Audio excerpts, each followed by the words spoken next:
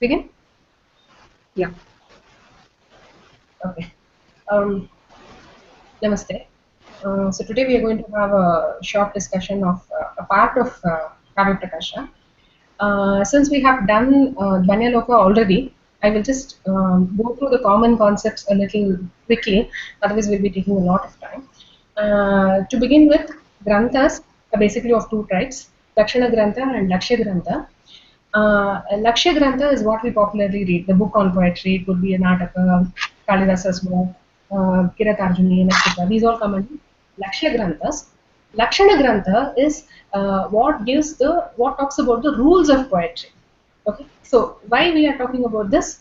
Basically, because Kaavya Prakasha is a Lakshana Grantha written by Mammata. Now, talking about the lakshanas of poetry, at various points of time, there have been various writers and poets who have discussed this concept. Bharata was one of the pioneer. He was the beginner. He started by propounding rasa as one of the important theories. Then came other people like Bhamaha, Dandan, Rudrata, Udbata, etc., who focused more on the Alankara part of it. Vamana brought about a new change by introducing the concept of Riti. But the most important thing was the entry of Anandavardhana, who changed the entire course of discussion by introducing the concept of Dwani. Dwani was so new that there was a lot of opposition for Dwani. Prominently, we have writers like Dhananjaya, who was the author of Dasharupaka, Dhanika, the commentator on Dasharupaka, Mahima Bhatta, who wrote an entire book called Vyakti Viveka opposing Dwani. They all opposed Dwani. They were firm opposers of Dwani. Here is a small What was the table. third one? Third one you mentioned. Mahima Bhatta, the author of Vyakti Viveka. So Okay. So all these people actually they were all opposers of Dwani. Here is a small table that I have, courtesy Nivedita, I have taken it from her file. So this basically talks about the name of the authors, the Lakshana Granthas they wrote, the concept that they felt was the soul of poetry, which has been discussed in that particular work. Now we can just have a quick glance of it. Nothing important to really know about it. Now, after all this, what compelled Mammata to actually come and write a book like Kaavya Prakasha was there was a lot of confusion and chaos after the time of Anandavardhana. There were people talking for Dwani, against Dwani, and all that. So he wanted to establish and give a firm footing for the Dwani theory and refute all the arguments of the opponents. So that is where he came into picture. His About his date and time, about his date and place. He is believed to have lived in Kashmir. Kashmir was also called Sharada Desha around the time of the second half of 11th century and the first half of 12th century AD. He had the title Raja Naka, which is very peculiar to poets who come from Kashmir, and some of his admirers even called him as Saraswati Avatara. So this is about Mamata and his personal life. Kavya Prakasha, the work itself, is divided into 10 chapters. Each of it is called Ullasa. The Ullasas have a total of 142 karikas with Vritti, which gives the illustration. Now, how popular Kavya Prakasha is even today and even at those times is actually known by the number of commentaries available for the work. It is actually believed that after Bhagavad Gita, this is the work which has most number of commentaries. Even independent authors who wrote books on their own, even they have taken time to comment on this. Mainly Ruyaka and Vishwanatha are two commentators who have commented on Kavya Prakasha. Apart from that, Sudhasagara is the name of a very famous commentary written by Bhimasena Dikshita. We can have a short question on Mammata or Kavya Prakasha commentary, etc. So these details can be helpful there. Now, moving on to the main part of Kavya Prakasha, starting with the Mangala Shloka. नियति कृत नियम रहितां ह्लादैक मयीं अनन्य परतंत्रां नवरस रुचिरां निर्मितिम आदधति भारती कवेर जयति. Now, whatever is in bold and underlined has been asked in the previous years. So these are all Sandarbha questions. So I have highlighted them. So please pay attention. Maybe we need to memorize these verses also. Niyati Krita Niyama Rahita. Basically, what he's trying to say is, apart from a benediction, he's um, he's actually employed Vyatireka Alankara here. Vyatireka Alankara is basically where a popular Upamana is slighted and an Upamaya is given an upper hand. Here, he talks about two things. One, the poet's creation, and the other, the creation of Brahma. Uh, what he's talking about, the poet's creation is, he says it is Niyati Krita Niyama Rahita. The creation of poet is not limited. It has no limitation imposed by the laws of the nature. Unlike Brahma's creation, which come under a limit, which has a limited scope. It is limited by the laws of nature. Hladaikamayi, this creation of a poet is only for the purpose of pleasure. Unlike Brahma's creation, which can have sattva, which gives you pleasure, it can also have rajas and tamas, which can give pain and delusion. So there can be three aspects there combined. But a poet's creation is pleasure alone, purely pleasure. Radhaikamai. Ananya Paratantra, it is not dependent on anything else. While Brahma's creation is dependent on the Upadana Karana or Nimitta Karana, etc., here the poet's creation is not dependent on anything else, it's totally independent. Navarasa Ruchira, it is embellished or it is enriched with 9 rasas, while Brahma's creation has only 6 rasas. So, such a nirmitim adatati Bharati Kaver Jayati, such a creation of the poet, Bharati Kaver Jayati. Bharati, the goddess Bharati, who is in the words of the poet, is victorious, is what is told. Now, Bharati Kaver Jayati can also be taken as a prostration. He's actually paying his obeisance to goddess Bharati, is what is understood by that. Prostration is implied by Jayati. So here, basically, as mentioned, he's trying to draw a comparison between the creation of the supreme creator Brahma. So this is about the Mangala Shloka. Moving on to Kaavya Prayojana, or purpose of a Kaavya.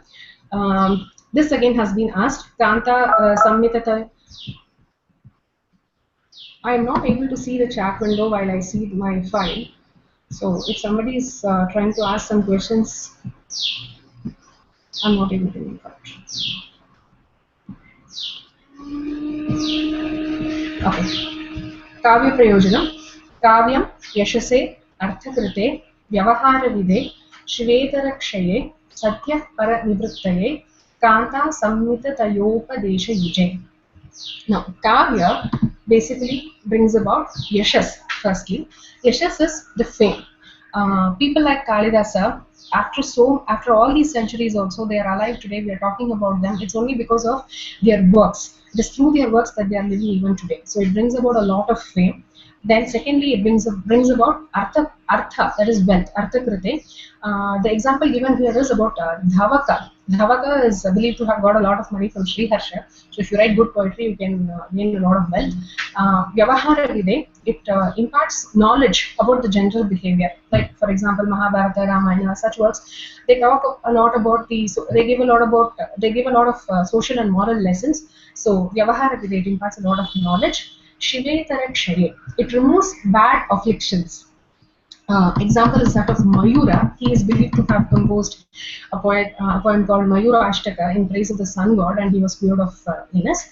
So Yashas, Arthakrita, Vyavahara, Shivetarakshaye, these things have been mentioned. After that, the most important is Satya Paranivrittaye. Now, this is exclusive to poetry. The other 4 that were mentioned earlier can be got by other means also. You can get yashas by being something. You can be a good warrior, you can be a good doctor, you can be a good singer, you can get yashas. Similarly, Artha and Vyavahara and Shivetarakshaye can be got by other means also. But Satya Paranivrittaye, aesthetic bliss, pure enjoyment, is something that is exclusive to poetry. Then, Kanta Samhita Upadesha. Upadesha is believed to be of 3 types, advice. It can be Prabhu Samhita, Mitra Samhita, and Kanta Samhita. Prabhu Samhita is more of a command, an order. You do so. This has to be done. Like what the Vedas say. You do some yaga if you want Swarga Prapti. So that is Prabhu Samhita. It's an order. The second category is Mitra Samhita, where the importance is given for the meaning. It is given as a friendly advice. It can either be adhered to or it can be ignored. It's up to the person. Third is Kanta Samhita, where there is a sweet persuasion. The lover's words are carried even without realizing that one is being persuaded to do something. Here, the importance is for the message. You lovingly tell someone to do something, they will definitely accept, like the way we tell our children. So that is Kanta Samhita. Ramadi Kartitavyam na Ravanadivar. So here through the Kavya we are actually trying to say about the noble qualities of Rama and indirectly telling him like you have to be like Rama, don't be like Ravana. So this is about Kavya Prayojanam. Again, a very important question repeatedly asked in most of the I just have a point to add there. yeah. It seems in one version of the text itself, Kaavya Prakaasha, especially those that are found in Kashmir, in that explanation of the first Karika, Yeah.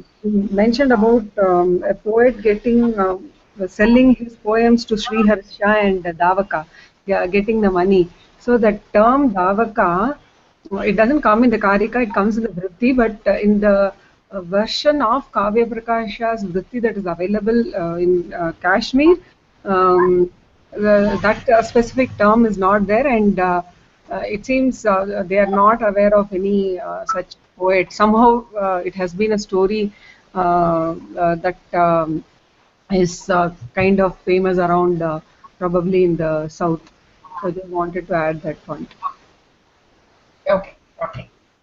So whether Dhavaka got money and whether Mamata really knew about Dhavaka getting money, we don't know. But Whether Kavya can. No, whether there was a character called Davaka itself is being There questioned. was a character called Dhavaka itself. Yeah. Yeah. Yeah. But these interesting things make the points remember in the exam actually. Thanks, Yeah, Nived. exactly. Very true. Very true. Okay. Um, yeah, moving on. Kavya Hetu or equipments required for poetry. This question has been repeatedly asked. Again, a very important Sandarbha question. Shakti Nipunata Lokashastra Kavyadhyavekshanat Kavyajna Shikshayabhyasa iti hetus tadudbhave. Iti hetus tadudbhave is what is asked. Now, the samagri of the equipments required for poetry can be actually broadly classified into three headings. Okay, Shakti, Nipunata, and Abhyasa. What is Shakti?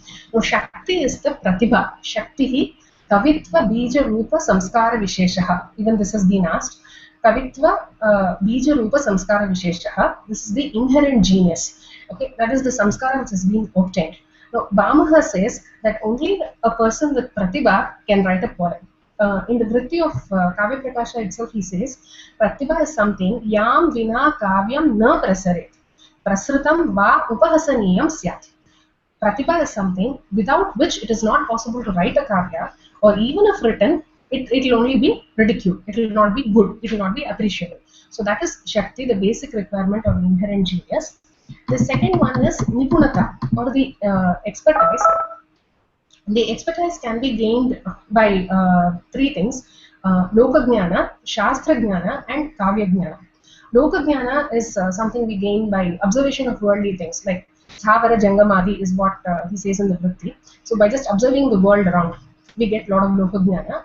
Shastragnana is obtained by detailed study of Shastras like Chandas, Vyakarana, the Chaturvarga, knowing about elephants, horses, etc., and mainly other Lakshana Granthas. So we need to know about the Lakshanas of writing a poetry. We need to know about the rules before actually attempting to write poetry. The third one is Kavya Jnana, which is obtained by reading works of other great poets, apart from Itihasas and Puranas, which may actually give us a lot of ideas for the theme to write. So that is about Nipunata. The last one is Abhyasa. Now, repeated constant practice is required, and this has to be specifically done under the guidance of experts. This is what is told.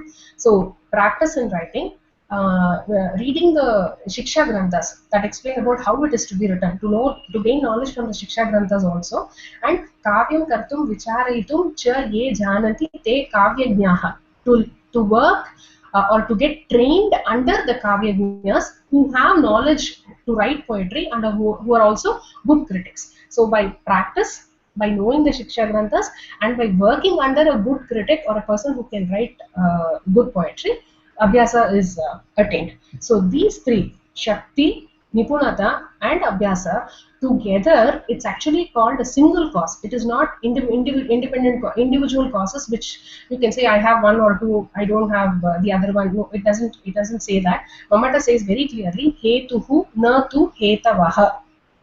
So as a group, all these three has to be present.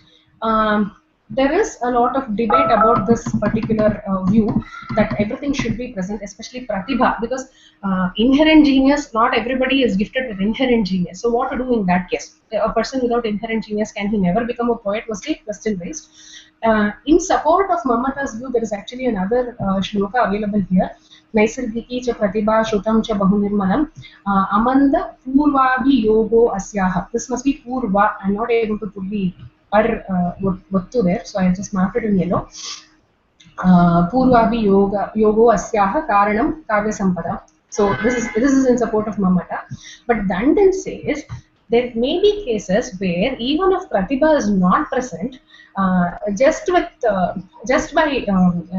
by gaining good knowledge, by shrutena yatnena, with lot of effort, va upasita dhruvam, by if he is able to get the blessing, he may be able to get the blessings of goddess Bharati, and he may be able to write good poem. Like it is totally by sincere effort that he may develop, even in case of absence of innate pratibha, is what Dandan has added.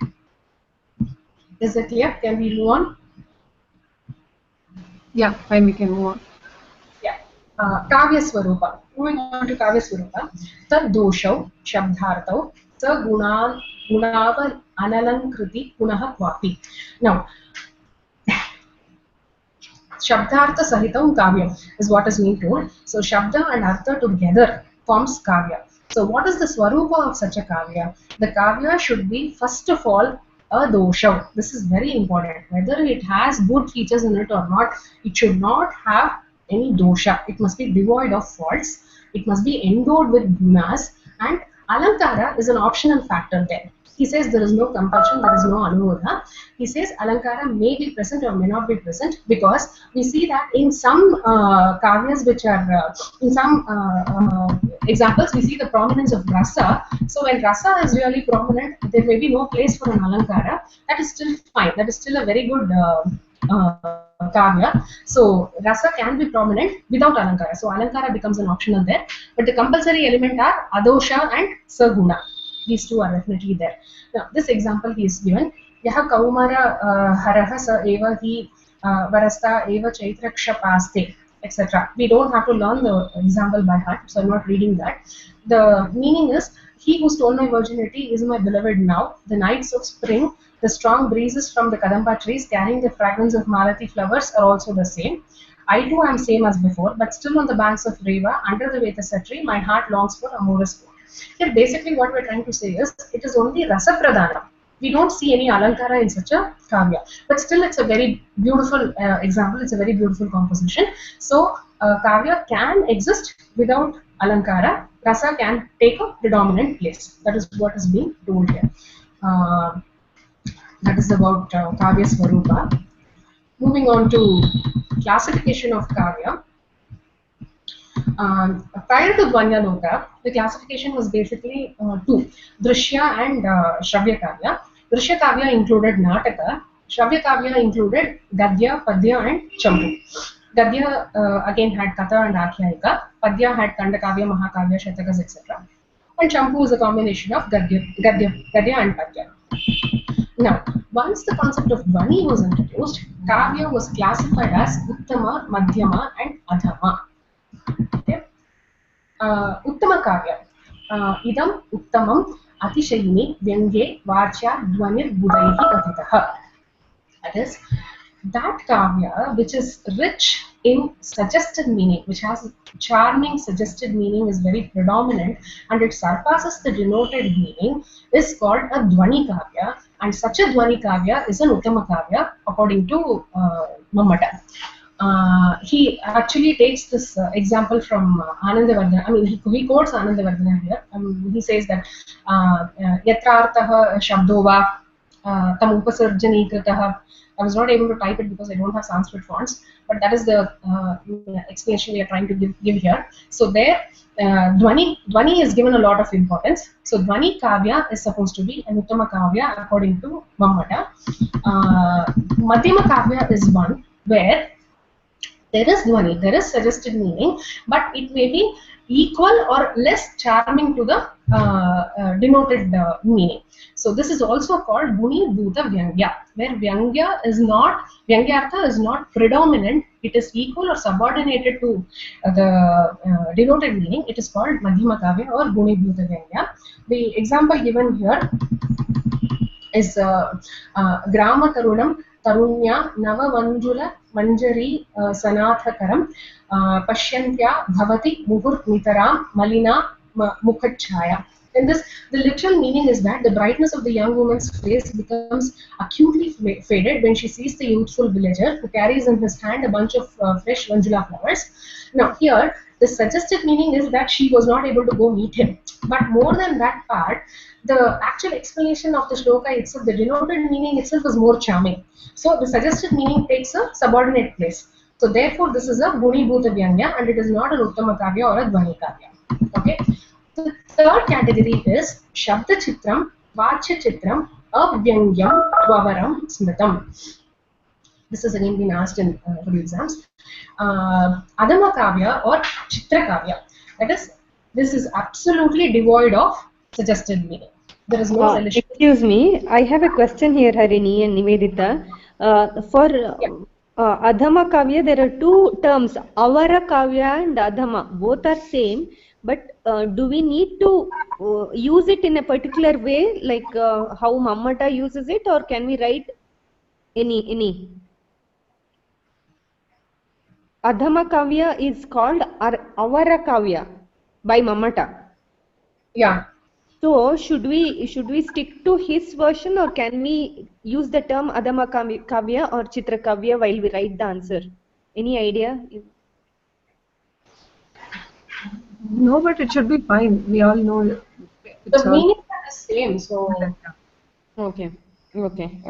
Yeah. Continue, Harini. Yeah. So this is Avara Kavya or Adama Kavya or Chitra Kavya, where there is absolutely no Dvani or suggested meaning at all.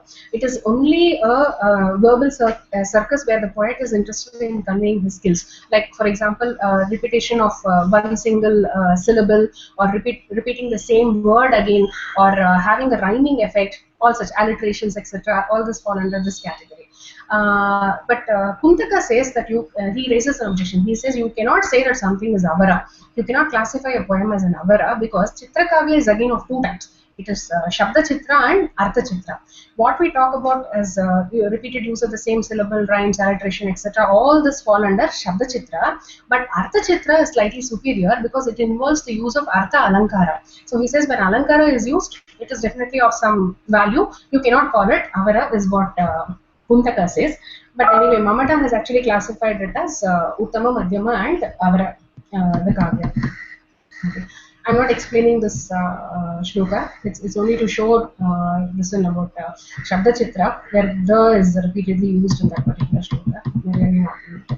So with this, we come to the end of the first ullasa. Can we continue? Yeah. The second ullasa, Shabdartha Yoho Swarupamahah. So here we actually move on to the three kinds of words, the functions associated with the three kinds of words, and the meanings that are conveyed by the three kinds of words. This is something we have already seen in Vanyalota.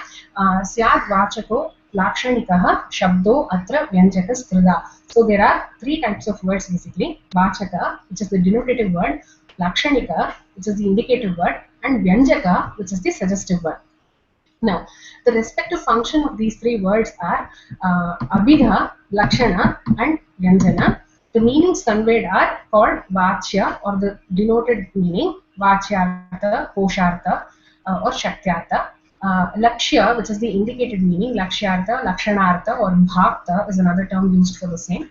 And Vyangya or Dhvanyartha, Vyanjanartha or Vyangyartha.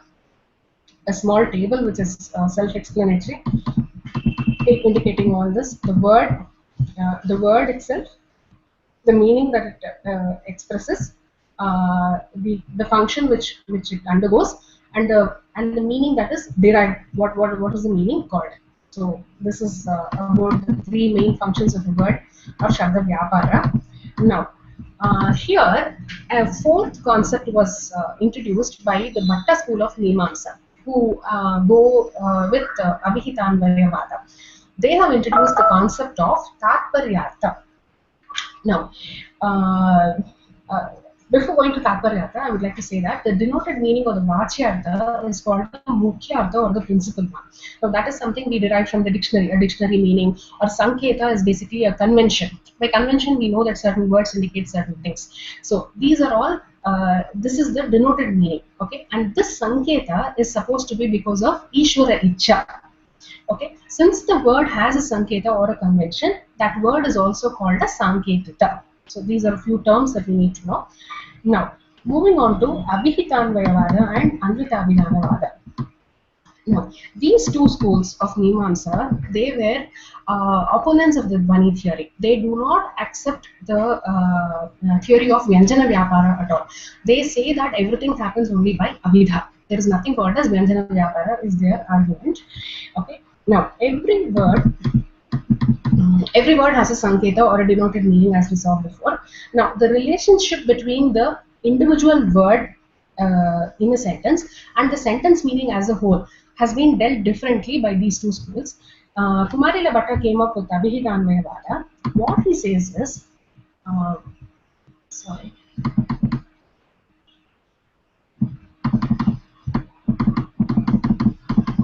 Yeah, Kumarila Bhatta came up with Abhihitanvayavada. He says that when a particular sentence is uttered by Abhidha, we know the individual meanings of the word.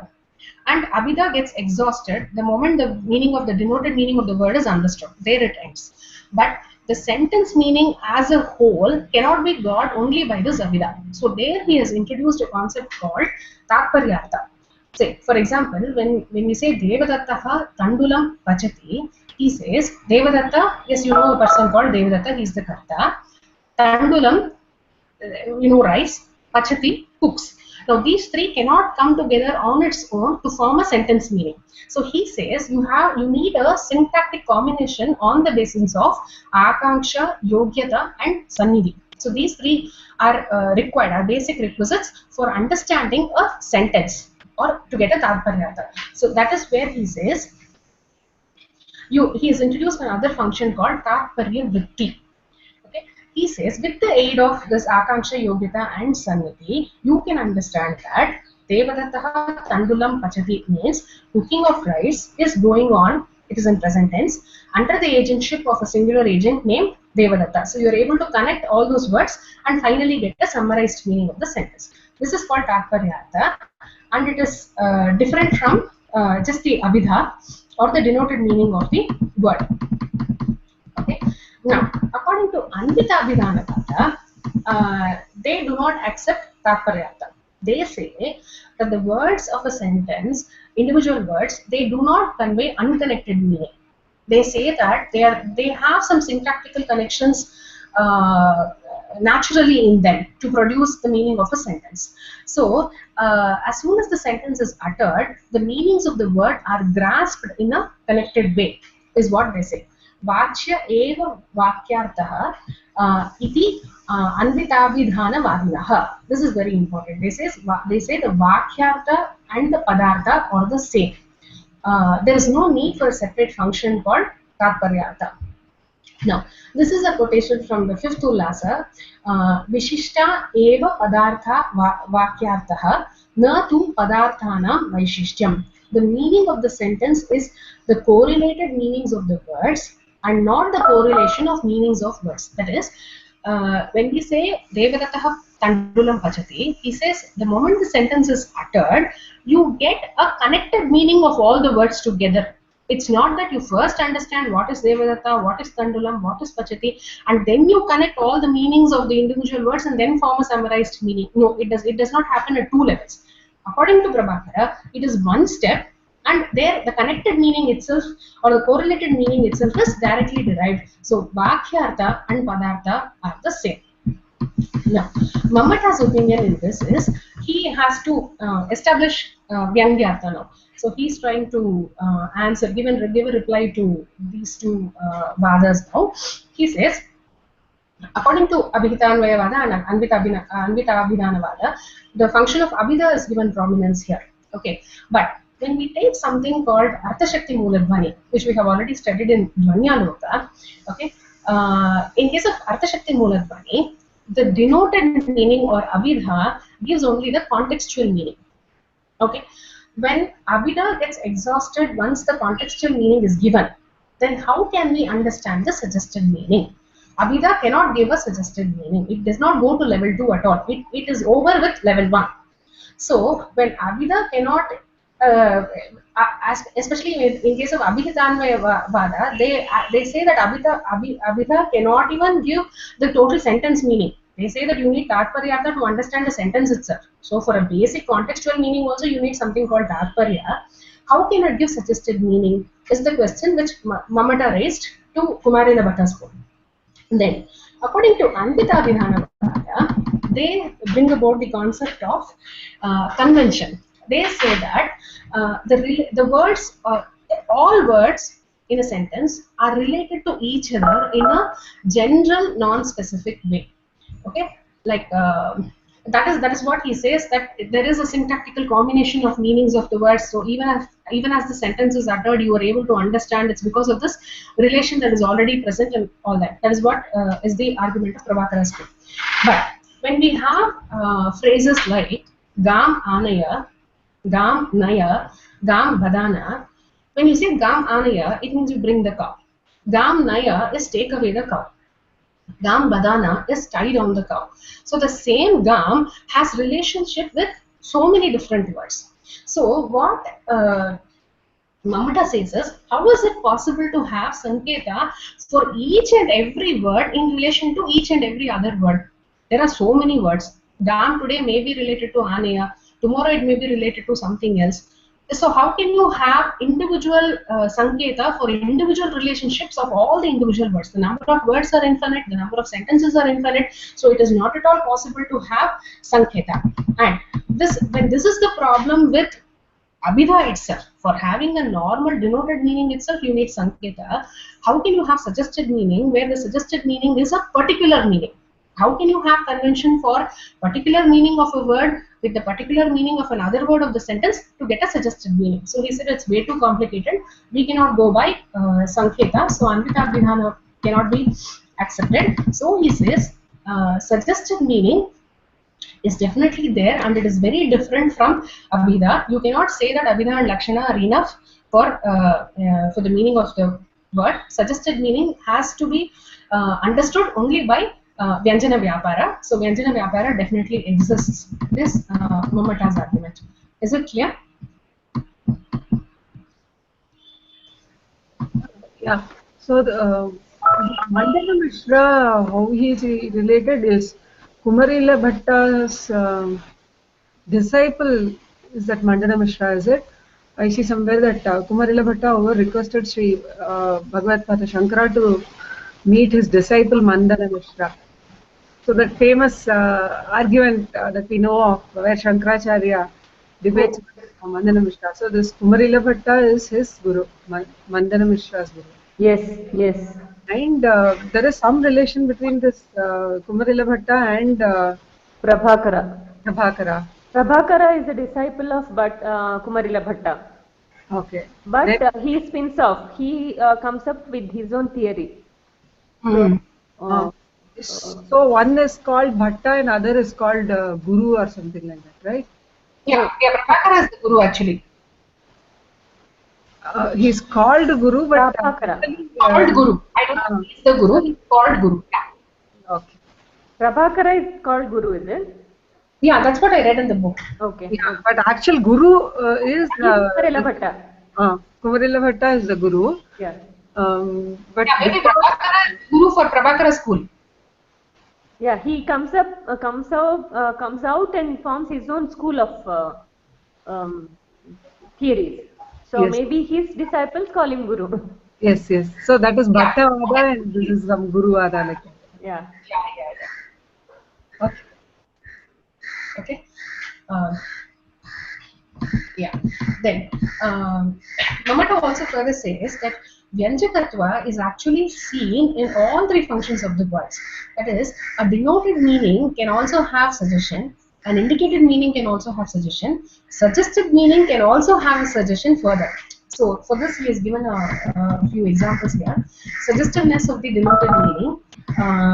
The shloka is in Prakrit. Mother, you prove that provisions are not available today. Tell me what should be done.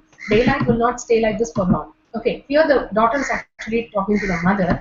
So here the denoted meaning suggests that the daughter wants to roam freely. She wants to go out. So this is the denoted meaning with suggested meaning hidden in it. Then suggestiveness of the indicated meaning. Here again there's a pattern to us. Oh friend, you have been subjected to much exertion almost every minute in persuading that handsome youth. You have definitely done what is proper for your good nature and friendship. Here the indicated meaning is that you have become my enemy by entertaining my beloved. So the friend is actually talking to her. She says that you have entertained my lover, so you will be my enemy from now on. Okay, that is the indicated meaning. The suggested meaning is she's actually telling her Paramar that he has committed an offense and she wants to express that displeasure to him. So that is the suggested meaning which comes after the indicated meaning. Then the third variety is suggestiveness of suggested meaning. See, the white crane is shining on the lotus leaf, still and motionless like a conch shell, resting on a clean plate of emerald. Now, here, the white crane is still and motionless. So, by still and motionless, we understand that the place is secure, that nobody is around. It is definitely secure. So, the first level of suggestion is that that place is suitable for a rendezvous. So, they can actually have a meeting there. Or there can be another suggestion where the person is actually telling her lover that you are telling a lie. You did not come here at all because nothing has moved. The place is quite still and motionless. So you're lying to me. So there can be two suggestions over the first level of suggestion. So this is suggestiveness of the suggested meaning. Okay. Moving on to definitions of Vachaka, Lakshana and Vyanjana. Vachaka. Sakshat Sanketitam Yo Artham Abhidhatte Sa Vachakaha. Now, Vachaka is that which directly denotes the conventional meaning.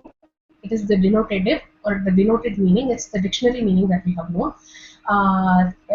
It is not possible to comprehend the meaning of a word if the convention or the sanketa related to the meaning is not known.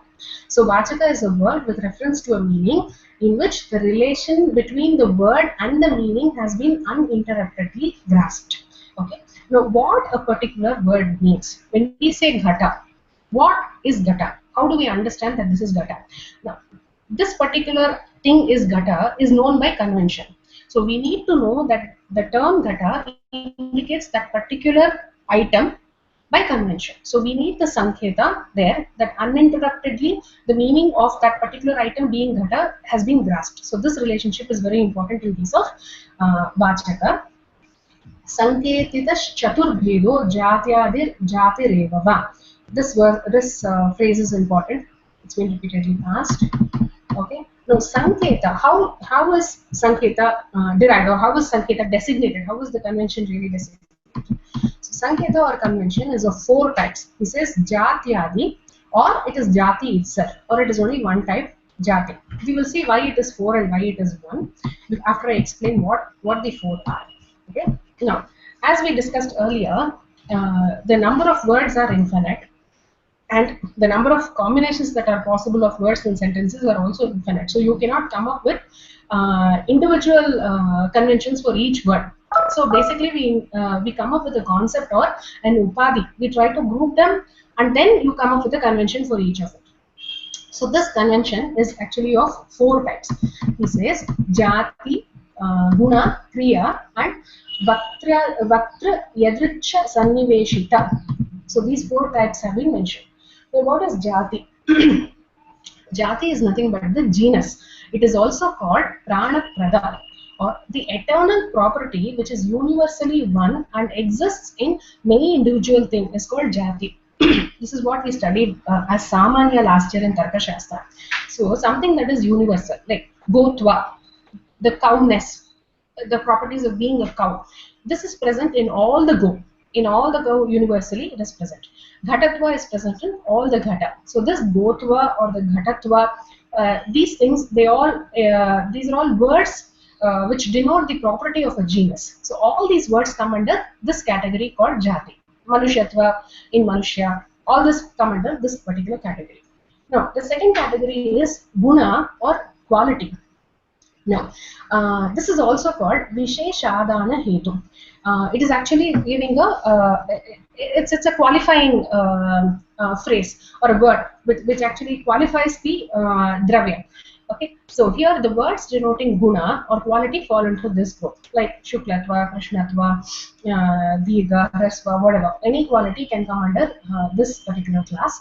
The third one is words conveying action, kriya, like chalana, pachana, damana, bhashana, all that come under kriya. The last one is Vaktra Yadricha Sanniveshita. These are arbitrary names. Now, these are fixed according to the whims and fancies of a speaker. Now, it includes all proper nouns like Rama, Ravana, Ditta, etc. Okay. Now comes the important thing. Why it is 1 or 4? Since Guna, Kriya and Yadricha Sanniveshita categories all exist only in a Dravya and not independently, he says that you can either say it is Jati Adi 4 or it is Jati alone. Jati includes the other 3 anyway. So it is Jati etc. 4 or Jati alone is the explanation given here. Sa mukhyo artah tatra mukhyo vyaparo asyabhida uchyate. That primary meaning which has the sanketa or the convention is called the mukhyartha, and the function of the word that conveys it is called abhida. We have been seeing it repeatedly. So this is about abhida and how the convention is got, and the sanketita chaturveda and all that has been covered here. Now moving on to lakshana and its types. This can be asked for a short notes. Now, lakshana is nothing but the indicated meaning. Mukhyartha bhade tadyoge rudito atha prayojanat anyo artho lakshate yat sa lakshanaaropita kriya. The function by which a meaning other than the primary meaning is grasped, either due to mukhyartha bada, that is incompatibility of the primary meaning, or a relation of the other meaning. This relation can be because of rudi or purpose. This is what I wanted to point out here, Nivedita. He actually says that rudi and purpose, they come under the second category of relation. Page number 96, I guess, first block. 92, page number 92. That is what he says. A relationship of the other meaning with the primary meaning on the basis of usage or purpose is called lakshana. Okay, so here there can be mukhyartha bada, or it can be rudi, or it can be prayojana. So all this such words come under the category of lakshana. Now, for example, karmani kushalaha and gangayam goshaha. Gangayam goshaha has been asked for sandarbha. In both these cases, there is a mukhyartha bada. Okay, the primary denoted meaning cannot be taken just like that. Karmani kushala, because the simple denoted meaning says that it's a person holding darba grass. But the intended meaning is that the person is an expert at work. Now, this is understood by Rudi. By Rudi, we know that when you say Karmani Kushalaha, when you say somebody is Kushalaha, we know that he is an expert. That this has come by Rudi. So there is, so this is an example for Rudi. The next example is Gangayam Gosha. Here there is an incompatibility of the primary meaning because you cannot have Gosha, a hamlet, on Ganga, which is a stream, which is a river. So here this you have to understand that Ganga implies something else and it is not the stream. So then we go to the indicated meaning of Ganga Tata or the banks of Ganga. Also, here we have this is an example for the Prayojana. Why we need to know the indicated meaning here is there is specific purpose or prayojana of the said expression. It could indicate the Pavanatva or the Shitalatva etc. of the banks of the Ganga river where the hamlet is situated.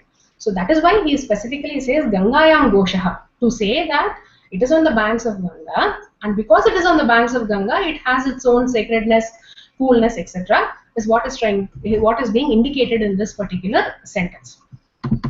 Okay. Now, types of Lakshana.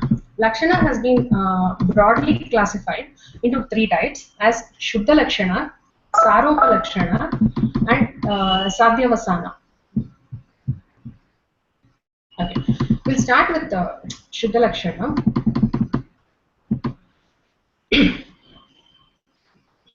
When we say Shuddha, we mean that the relationship between the primary and the indicated meanings is not based on similarity, but it is something else. When it is not based on similarity, it is called Shuddha Lakshana. Okay. Now, this is divided into 2 types again, Upadana Lakshana and Lakshana Lakshana. Now, Upadana Lakshana is where the primary meaning implies a secondary meaning for accomplishing its own completion. That is, we don't give up the primary meaning also. We take the primary meaning along with the indicated secondary meaning here. Okay. For example, Kuntaha Pravishanti. Now, the lances enter is the meaning of the sentence. Now, we know that the lances cannot enter on its own. Okay, so the phrase implies that the persons holding the lances enter. Okay, so ultimately what the lances are entering here. So the basic meaning of what was implied first is definitely there. Kuntaha Pravishanti is definitely there, but Kuntaha indicates the person holding the Kunta also here. So the primary meaning implies the secondary meaning and the completion is obtained. Now this is called Swasiddhaye Parakshipaha. For its own completion, it is trying to take the help of a secondary implied indicated meaning, is what is Upadana Lakshana. Now, the other variety is Lakshana Lakshana.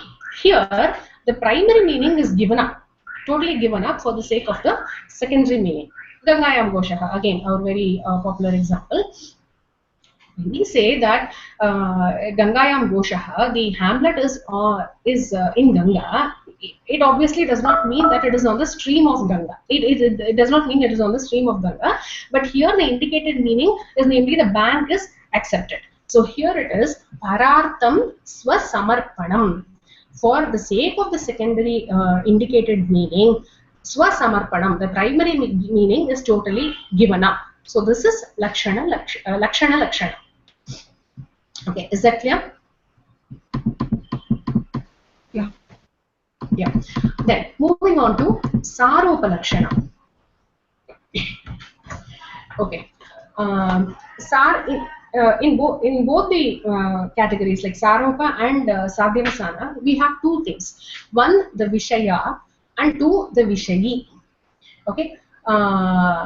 Vishaya is that on which something is superimposed. Vishayi is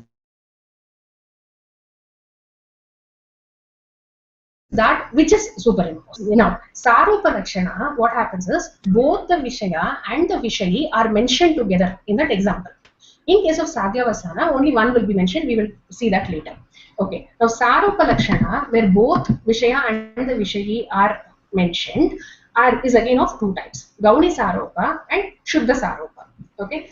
Now, Gauni Saropa, the word Gauni indicates guna here, meaning the similarity here is based on guna.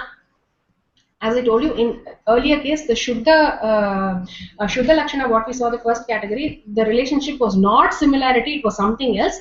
But here in case of Gauni Saropa, the relationship is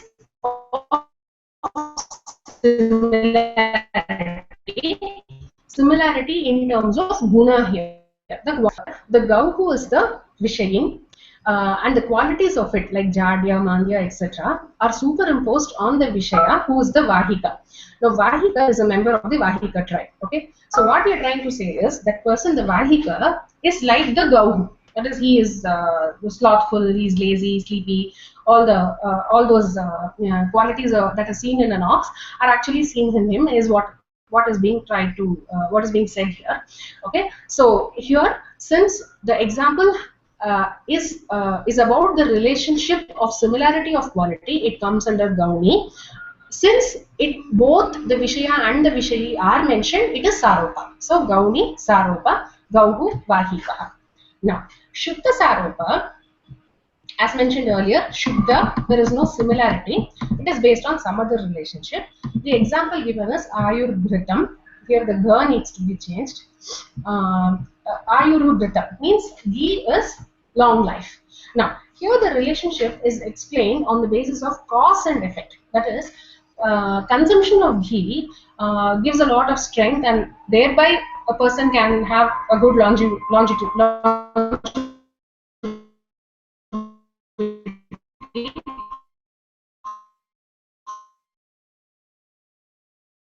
So here it is Shuddha because there is no similarity involved. It is Saropa because the Vishaya and the Vishayin both are mentioned in the example. This is about Shuddha Saropa. Then moving on to the other variety, Satyavasana Lakshana. Here Vishayantah Krite Anyasmin Sa Syat Syadhyavasanta. Here the Vishaya on which the Vishayin is superimposed is not mentioned.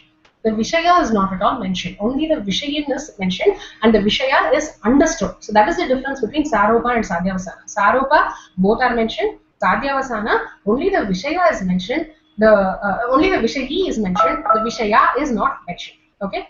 Again, here we have similar types like above. Gauni Sadhyavasana. Again, because it is Gauni, here we are dealing with similarity based on Guna. This is similar to Gauni Saropa, except that the Vishayan is not mentioned. Now, Gauhu Ayam, except that, sorry, this has to be Vishaya. Except that the Vishaya is not mentioned. Gauhu Ayam. Here, the example is similar to what we saw above, Gauhu Vahikaha. The qualities of the Gauhu, the slothfulness, etc., is superimposed on the Vahikaha, but the term Vahikaha is not directly mentioned in the example. It says Gauhu Ayam. He is an ox. So this Vahikaha part is understood and the Vishaya is not explicitly mentioned here. That is Gauni Sadhyavasana. Then Shuddha Sadhyavasana is, again, because it is Shuddha, there is no similarity involved. Like Shuddha Saropa, this again, the relationship is something different. Here, the example is Ayuhu Eva Idam, Ayurevedam. Now, what is Ayuhu? That is Dhrita. Dhrita is the Vishaya. The Vishaya is not mentioned. It says this is longevity. This is longevity. What is longevity? Dhrita is longevity, but the Dhrita word, the Vishaya, is not explicitly mentioned in the examples. So these are the types of Lakshana. Now, Mammata, again, he classifies Lakshana on the presence of Vyanjana. He says, Vyangyena Rahita Rudav Sahitatu Prayojane. He says there are two types, Rudi Lakshana and Prayojanavati Lakshana. Rudi Lakshana, this has no suggested meaning in it at all. It is just the indicated meaning alone. Hence, it is also called a Vyangya. Okay. For example, Karmani Kushalaha. It is just indicated when you say Karmani Kushalaha that that person is an expert. That's all. There is no Vyanjana here beyond that point. So this is a Vyangya. So this is Rudi Lakshana. The next type is Prayojanavati Lakshana. This is further divided into two, Buddha Vyangya and Agudha Vyangya. Buddha Vyangya is one which has hidden suggested meaning, and Agudha Vyangya has where the suggested meaning is explicit. So these are other categories of Lakshana mentioned by Mammata.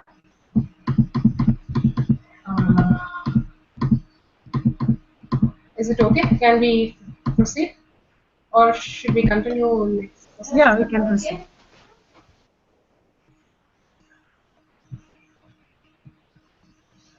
Okay. Okay. So we have finished about Abhidha and Lakshana. Now moving on to Vyanjana. Okay. Vyanjana is that function which unfolds Vyangya or the suggested meaning. It conveys the suggested meaning. Importance of Vyanjana cannot be overstated because Dwani, the concept of Dwani is totally based on this Vyanjana. Okay. Rasa, which is one of the important concepts of poetry, is can manifest only through Vyanjana, and this is what makes a Kaavya very beautiful and charming. So Vyanjana is very important. Now Vyanjana is again understood based on Lakshana and Abhida. Now, first, Mamata has dealt with Vyanjana based on Lakshana. He says, when we say Gangayam Gosha, again, the same thing. Ganga means only the stream. It is the Abhida which says that it is the stream, but it can't be the stream. So, we have to go one step further. So, there we understand that it is the Ganga Thata which can have the hamlet. So, that is the Lakshana or the indicated meaning. Now, the next step after this is the Prayojana or the purpose. Why are we resorting to this thing? So there he says it is Vyanjana which will actually help us know the Prayojana of the indicated meaning here. So he says the Prayojana or of the Ganga of the Ganga Tata, that is sacredness, coolness, etc., is understood in that sentence through Vyanjana. Okay. Then there was an objection saying that the question here is, if Lakshana is able to express the indicated meaning along with the Prayojana, then why have Vyanjana separately? So there Mamata replies, Prayojanena Sahitam Lakshaniyam na yujyate. He says the Lakshana will not be able to give you the Prayojana. Lakshana or the indicated meaning does not include the Prayojana. There was a small typing error here. I was not able to edit it in this. Jnanasya vishayo hetumanyah phalamanyad udahritam. I think this is the original text. Okay. So an example is given here. What he says is, when you see a pot, the object of perception is only the black pot. The prayojana is the result of perception is the prakatata. That is the state of being known or the samviti, the conscience. Okay. But all that is not got only by the object of perception. The pot is not giving you the consciousness or the state of being known. The pot is only expressing itself. So therefore he says the prakatata or the samviti, which is the prayojana here, is not included in the pot. So here you can say Ganga, in Gangayam Gosha, to understand Ganga as Ganga Kata, we resort to Lakshana, but to understand the Prayojana of Ganga Kata, we resort to Vyanjana. Okay, thus Vyanjana is required to realize the Prayojana or Phala or the intended purpose. Okay, is that clear? Can you just give me 2 minutes? I'll just be back. Sorry for the interruption. Just 2 minutes.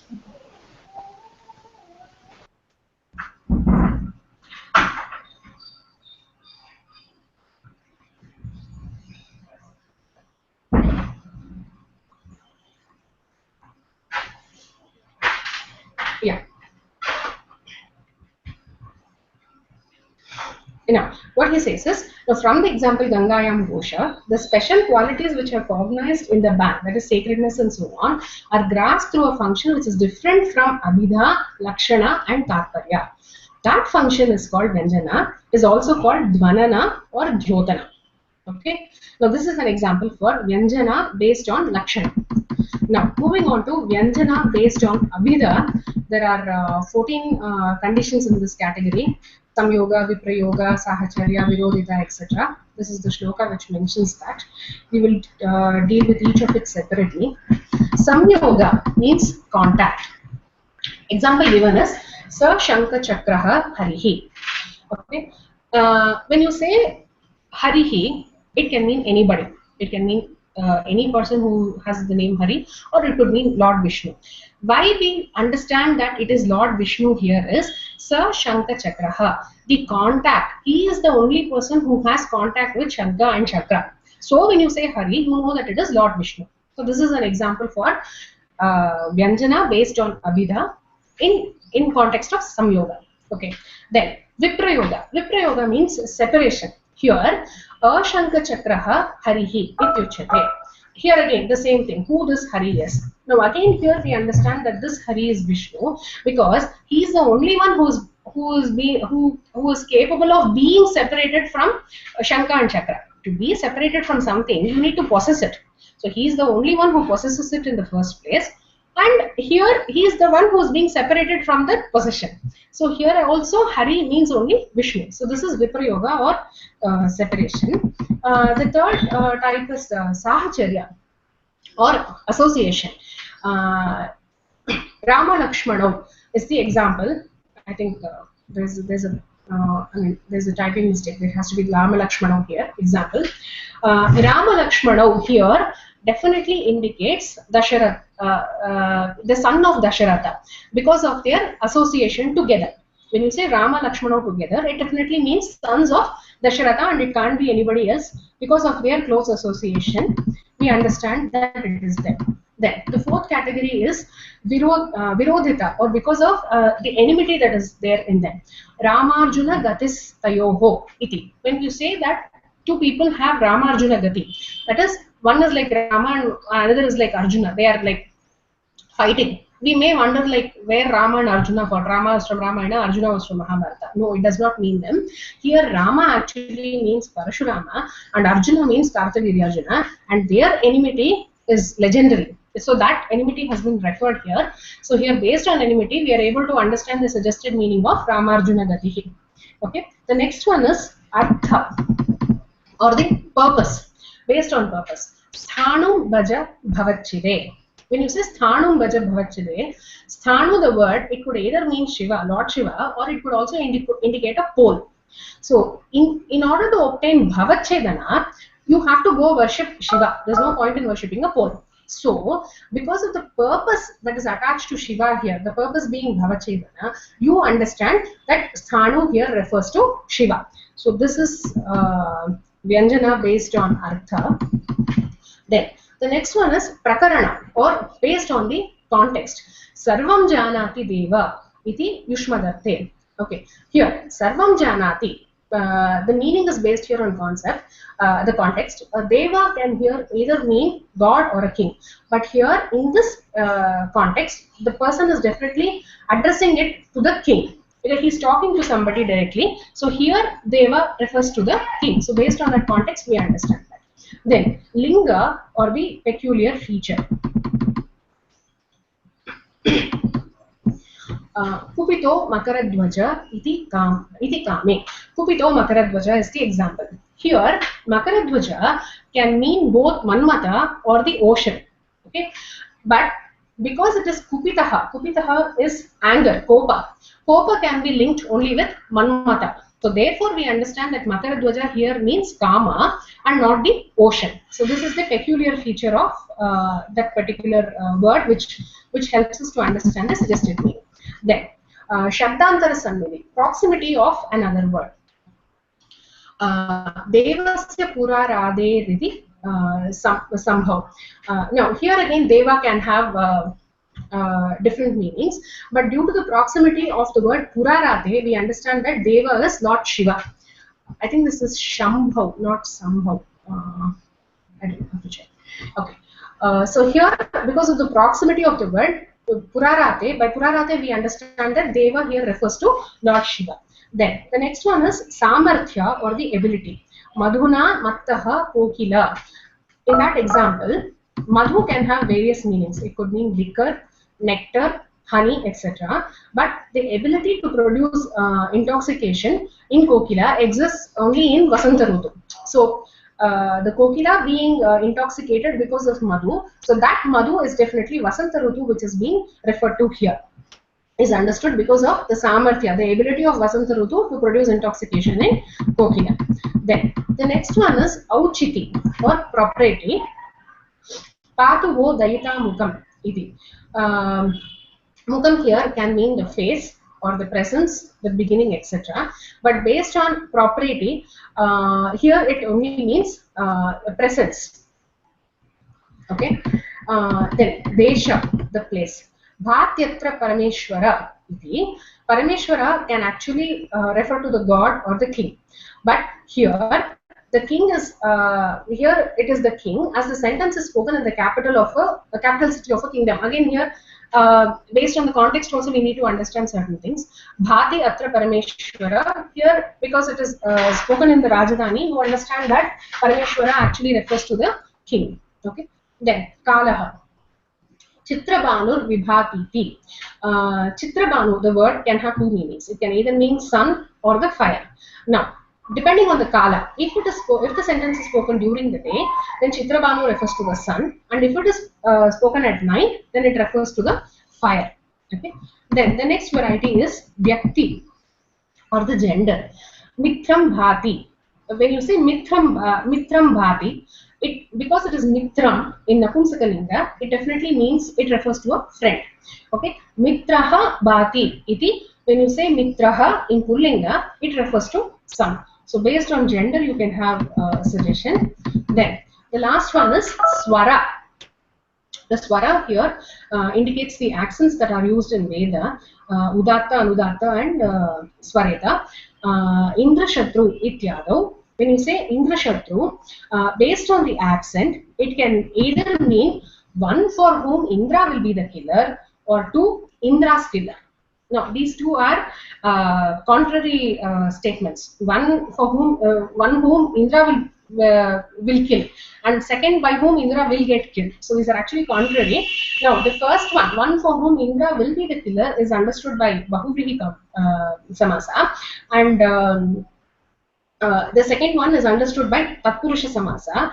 And here, where the accent plays a role is, if it is a Bahuvrihi Samasa, then it is Purva Pada Prakriti Swara, or Adyo Dhata. The Indra will have Adyo Dhata. If it is Tatpurusha compound, it will be Anto Dhata. So, by these differences, we can actually make out Vyanjana through Abhida. Okay, is that clear? Yeah. Yeah. The last part for today's discussion is role of Vyanjaka in contextual and non-contextual meaning. There is one example he has given here. Badrak Mano Duradi Rohatanor, etc. That's a big shloka there. There are two meanings possible in the above verse. One is contextual meaning and the other is the non-contextual meaning. The contextual meaning actually refers to a king. It says the king has a peaceful nature, his persona is difficult to be gauged, he has high stature due to his dynasty or the Vamsha, he has mastered several weapons, his knowledge never goes awry, he gets rid of his foes, his hands are charming and are always wet with the water being poured while he is giving away dana or gifts. Okay, but the non-contextual meaning here for the same verse describes an elephant. It says that the elephant is of the Bhadra variety. The body is so high that it is difficult to mount. The backbone is large and lofty. It attracts many bees. Its movements never falters. It is an elephant par excellence, and the trunk is beautiful and always has the liquid rut flowing. Okay. Now, what we are trying to say here is, so there can be two meanings possible, the contextual and the non-contextual. Now, the word which has that function is called a Vyanjaka. Now, Tadyukto Vyanjakaha Shabdaha. Now, what is which has that function? Tadyuktaha iti Vyanjana Yuktaha. Tadyuktaha means that which has the function of Vyanjana. So it is the same word which is conveying the other suggested meaning. So all those words which have the capacity of conveying another suggested meanings are called Vyanjakas. This is the definition of Vyanjaka that is being given. Vyanjana is the function by which the non-contextual meaning is expressed. The non-contextual meaning is always the suggested meaning that is being expressed. Now, this quotation is important. Yet so arthantara yuk tatha arthopi vyanjakas tatra sahakaritaya matah. Now, since the word expresses the non-contextual meaning with the interruption of the contextual meaning, the contextual meaning is considered as suggestive enough. There is one denoted meaning and then the next level of suggested meaning. We let go of the denoted meaning. But what he says here is the contextual meaning, which is the denoted meaning, is actually suggested in a cooperative. So this Venchakas Tatra Sahakaritaya Mata is a Sandarbha question. So we need to know this concept. So but only that much for today's class. Are these concepts okay? Yeah. So Yeah, then, yeah. how much of Kavya Prakasha have we covered now with this? How much? I finished one chapter in the second book. Okay. So how many such we have? Actually, continuing from now, it should not be much. Only the first book had a lot. Okay. And also usually, So even I from think we exam should. perspective, the initial ones, they'll ask more questions and the later ones. Sandaka to cover in this part.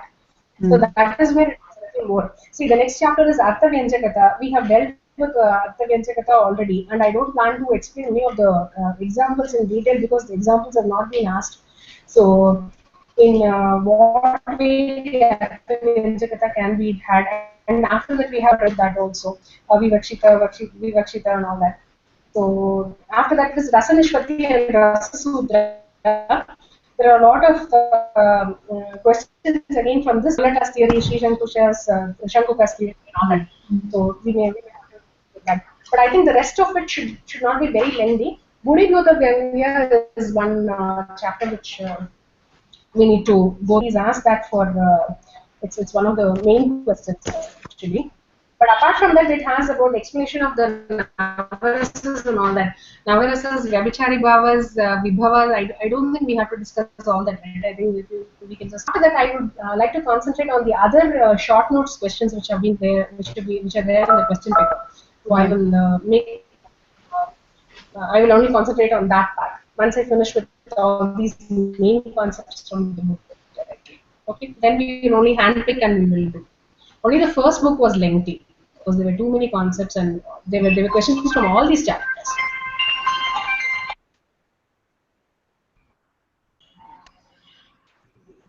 Okay, so Okay. Yeah. Thank you. Thank you, Harini. Thank you, Nivedita. yeah.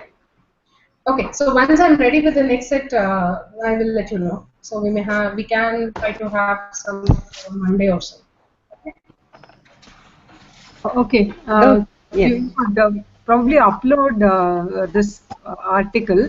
I'll then I will link. share. You upload it directly in WordPress. I'll make those corrections and I'll also link the video there. Shall I do it today itself, or do you want me to finish the entire thing and then upload it once for all, uh, one file? No, this video is separate. No, so Okay, uh, fine. I'll do it today. one video for this. Yeah. Yeah, it's fine. I'll do that. Yeah. Thanks a lot. It was very helpful because this is one of the toughest paper. Looks like on our own to read it and understand it and all. It's going to be really difficult. And But that's what what I and Vidya were hopefully, discussing yesterday. We must have actually dealt this before Banyaloka because this has all the explanation. All the terms are explained in this paper. So yeah. anyway, Well, we finished the difficult part. You helped us with that. So now this is becoming easy for us. okay, fine. Yeah, whenever you are ready, we will have the next one also. Yeah, definitely. I'll let you know. Monday should be my target. I'll try to do that. Thanks a Okay. lot. It was very